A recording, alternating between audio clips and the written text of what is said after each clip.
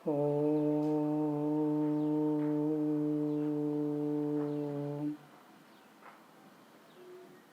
यह कक्षा शास्त्री प्रथम वर्ष के लिए लगाई गई है। इसमें निर्धारित पाठ्य पुस्तक लघु सिद्धांत कौमुदी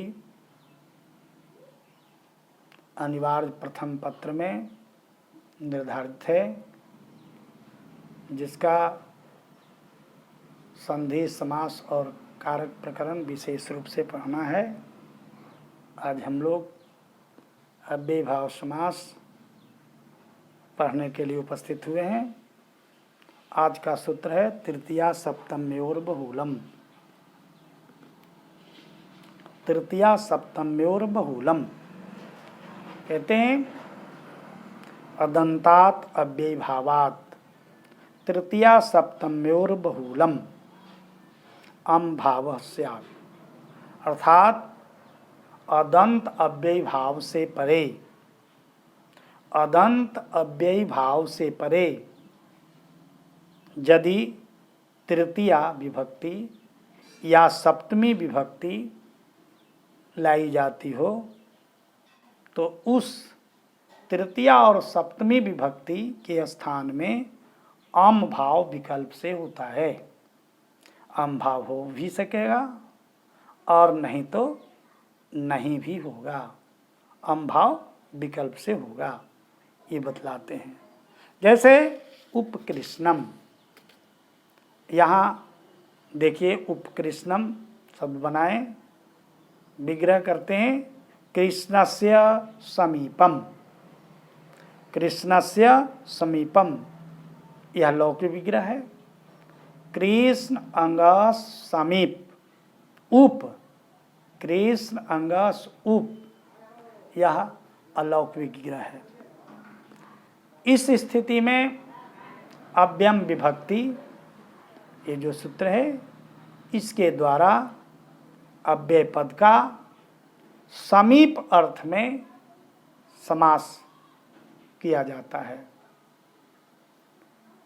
तो कृष्ण अंगस उप का समास हो जाता है। इसके बाद कृतद्धित समासाश्च से प्रातिपदिक संज्ञा हो जाती है। सुपो धातु प्रातिपदिकयोः से विभक्ति का लोप हो जाता है, तो बच जाता है कृष्ण उप। इस स्थिति में प्रथमानिर्दिष्टम समास उपसर्जनम यह सूत्र आता है। यह कहता है कि समास जिस सूत्र से की गई है, किया गया है, तो यहाँ समास अव्यम विभक्ति समीप इस सूत्र से किया गया है। तो उस सूत्र में प्रथमांत जो पद, प्रथमांत पद अव्यय है, उससे निर्दिष्ट प्रयोग में शब्द कृष्ण उप, यहाँ उप शब्द है, इसकी ही उपसर्जन संज्ञा हो जाएगी। और उपसर्जनम पूर्वम इस सूत्र के द्वारा उस उपसर्जन संज्ञक उप का पूर्व में प्रयोग हो जाएगा, तो जिससे हो गया उपकृष्ण।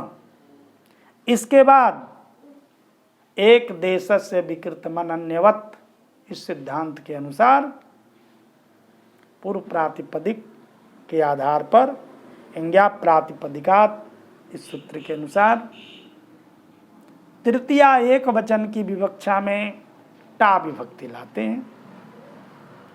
उपकृष्ण टा हो जाता है।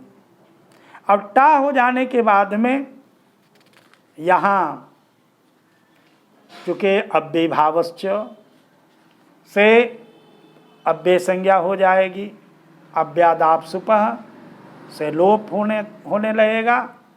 यहाँ पर कहते हैं नाव्ययी भावा दतों में पंचम्या, अदंत अव्ययी भाव से परे सुप का लोप नहीं होता है, लोप नहीं होगा। लेकिन लोप जब नहीं होगा तो क्या होगा, आम हो जाएगा, और वो भी अम तृतीया सप्तम्योर बहुलम। तृतीया और सप्तमी विभक्ति अगर हो तो बहुल बहुल प्रकार से विकल्प से अम आदेश होगा। अम आदेश हो भी सकता है, अम आदेश नहीं भी हो सकता है, लेकिन लोप तो नहीं होगा। अदंत तव्य भाव से परे विभक्ति का लोप नहीं होता है, तो लोप नहीं हुआ तो अम आदेश हो गया। तो क्या बन गया? उप कृष्ण अम। अव्यय भावश्च, इसके चूंकि अव्यय संज्ञा हो गई है, तो अव्यय संज्ञा हो जाने से एक सूत्र है अतोम, अदंत अव्यय भाव से परे सु और अम के स्थान में अम आदेश हो जाता है। तो अम आदेश हो गया, तो उप कृष्ण अम, सु जो था वो अम में बदल गया। अब आमी पूर्व से पूर्व हो जाएगा, उपकृष्णम बन जाएगा। कहते हैं कि यह अम आदेश विकल्प से होता है। अगर अम आदेश नहीं होगा तब क्या होगा? तब कहते हैं कि तब अम आदेश नहीं होगा तो यहाँ सूत्र लग जाएगा टांग मिनात्स्या, टा अंगसी अंगस इन आत्स्य, अदंत से परे टा के स्थान में इन आदेश हो जाता है, तो टा के स्थान में इन आदेश हो गया, तो उप कृष्ण इन हो गया। इसके बाद उप कृष्ण न घटक अकार और इन घटक इकार के स्थान में आद्गुण से गुण हो जाने से उपकृष्णे न बन जाएगा। तो उपकृष्णम का भी अर्थ हुआ उपकृष्ण के समीप, उपकृष्ण के साथ, कृष्ण के समीप गया हुआ के साथ, उपकृष्णे न सह, ऐसा हुआ। अगर यहाँ सप्तमी विभक्ति लाएंगे उपकृष्ण शब्द से, अगर सप्तमी के एक वचन बनाने की इच्छा हो या बहुवचन बनाने की इच्छा हो, मान लीजिए एक वचन बनाने की इच्छा है, तो सप्तमी एक वचन में इंगी विभक्ति लाएंगे, तो क्या हो जाएगा? उपकृष्ण इंगी, पकार लोप करेंगे, इंगी बचेगा, इंगी, और इंगी के अंगकार इंगी जो है, इसको यहाँ अव्यय भावश्च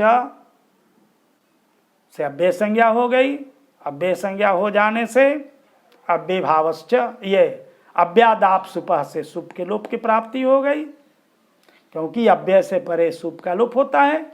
सुप में चाहे सप्तमी का हो या तृतीया का हो, लोप होना चाहिए।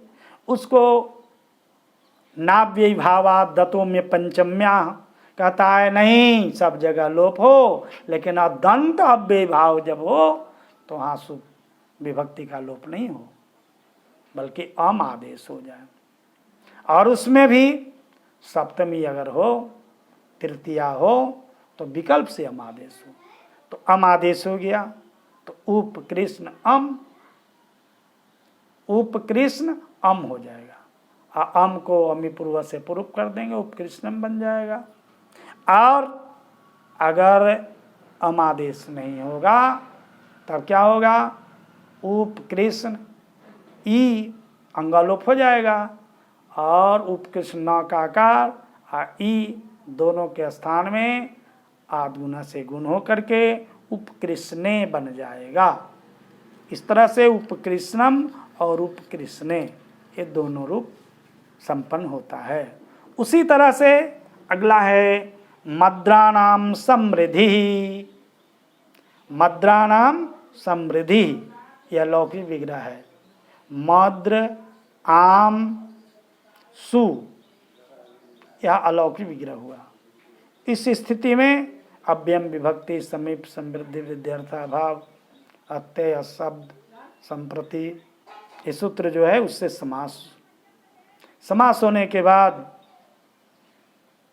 कृतधि समासाश्च से प्रातिपदिक संज्ञा, प्रातिपदिक संज्ञा होने से सुपो धातु प्रातिपदिक उससे विभक्ति का लोप हो गया, तो मद्र सु।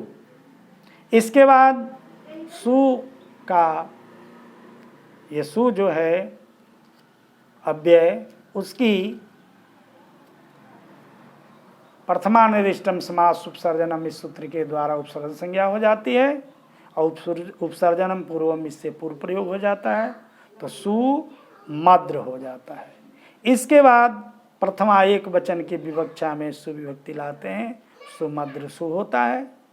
यहाँ अव्यय संज्ञा हो जाने से अव्यादाप सुपा से लोप प्राप्त होता है।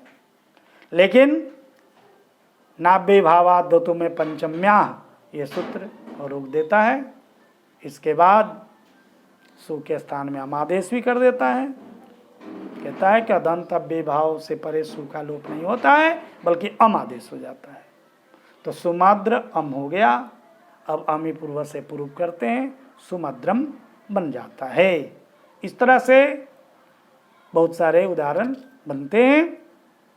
पुनः आगे बनाते हैं। सुमद्रम के बाद यवनानाम समृद्धिर दुर्यवनम, यवनानाम व्यरिधि, यवनानाम व्यरिधि,